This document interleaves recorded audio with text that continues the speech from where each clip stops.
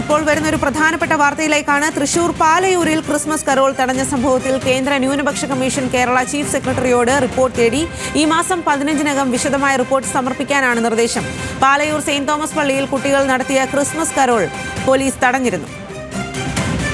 ശരത് ലാലാണ് വിവരങ്ങളുമായി ചേരുന്നത്. ശരത് ലാൽ, ഇക്കാര്യത്തിൽ ഏത് രീതിയിലാണ് കേന്ദ്ര ന്യൂനപക്ഷ കമ്മീഷന്റെ ഒരു ഇടപെടൽ ഉണ്ടായിരിക്കുന്നത്?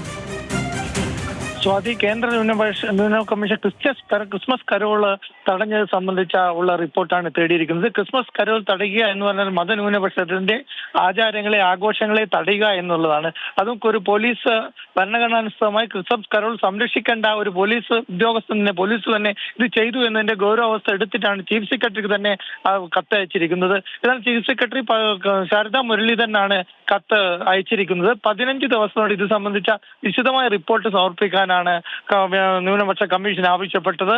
അതിനുശേഷം ന്യൂനപക്ഷ കമ്മീഷൻ ഇത് സംബന്ധിച്ച് സൊമോട്ടോ കേസെടുക്കുന്ന കാര്യം സംബന്ധിച്ച് തീരുമാനമെടുക്കും. ന്യൂനപക്ഷ കമ്മീഷൻ പള്ളി സന്ദർശിക്കും എന്നൊരു സൂചനയും നമുക്ക് ലഭിക്കുന്നുണ്ട്. ഏതായാലും കേന്ദ്ര ന്യൂനപക്ഷ കമ്മീഷൻ ഇക്കാര്യത്തിൽ ഇടപെട്ട് കഴിഞ്ഞു. ഇതിന് കേന്ദ്ര ആഭ്യന്തര മന്ത്രാലയത്തിൽ ഇത് സംബന്ധിച്ച കോപ്പി കേന്ദ്ര ന്യൂനപക്ഷ കമ്മീഷൻ നൽകിയിട്ടുണ്ട്.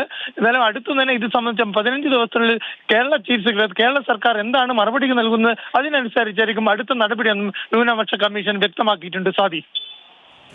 ശരി ശരത് ലാൽ, കേന്ദ്ര ന്യൂനപക്ഷ കമ്മീഷന്റെ ഒരു ഇടപെടൽ ഉണ്ടായിരിക്കുകയാണ് ക്രിസ്മസ് കരോൾ തടഞ്ഞതിൽ. ആ വിവരങ്ങളാണ് ശരത് ലാൽ നൽകിയത്.